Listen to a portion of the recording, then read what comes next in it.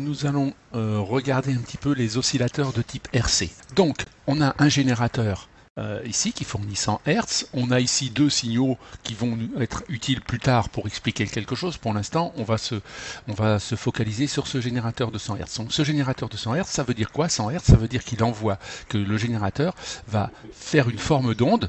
Hein. Donc là, on a un signal alternatif qui va varier donc de moins quelque chose. Alors là, il n'est pas à moins, il est à 0, de 15 millivolts, on va dire, à 5 volts. Et ça, combien de fois par seconde? Eh bien 100 fois par seconde. Ça veut dire que le signal, si on le prenait à cet endroit-là, il va monter, puis il va repasser par l'endroit que l'on avait référencé plus tôt, et puis il va descendre, et puis il va remonter. Le temps qui a été de ce point-là à ce point-là, ou de ce sommet-là à cet autre sommet, ou de cette partie-là, de la partie la plus basse à l'autre partie la plus basse, c'est la période.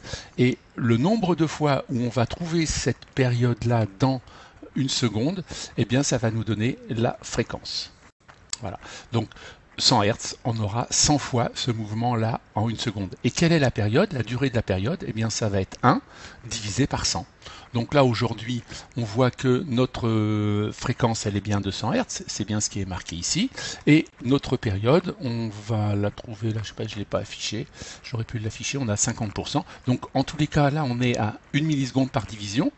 Donc ça devrait normalement vouloir dire que je devrais trouver 10 divisions entre un point haut et un point bas. Donc cherchons les divisions. Donc là j'ai une demi-division, hein, donc je vais me prendre ici, là. Ça me fait 1, 2, 3, 4, 5, 6, 7, 8, 9 et 10. Puisque je me suis arrêté, j'ai commencé un petit peu avant le sommet de la sinusoïde. J'ai donc bien 10 divisions.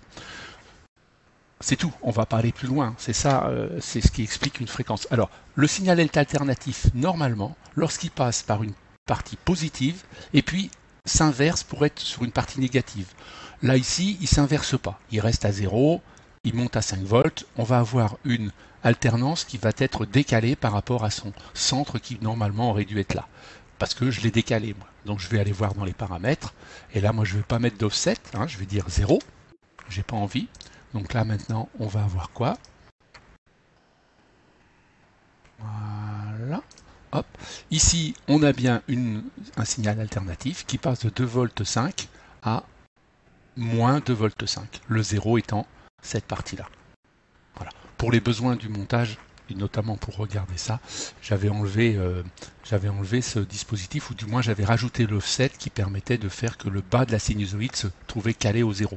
On aurait pu mettre un offset négatif, c'est le haut de la sinusoïde qui se serait retrouvé à la position 0. Lorsqu'il n'y a pas d'offset, le signal est bien centré sur le 0, c'est-à-dire une partie en bas, une partie en haut.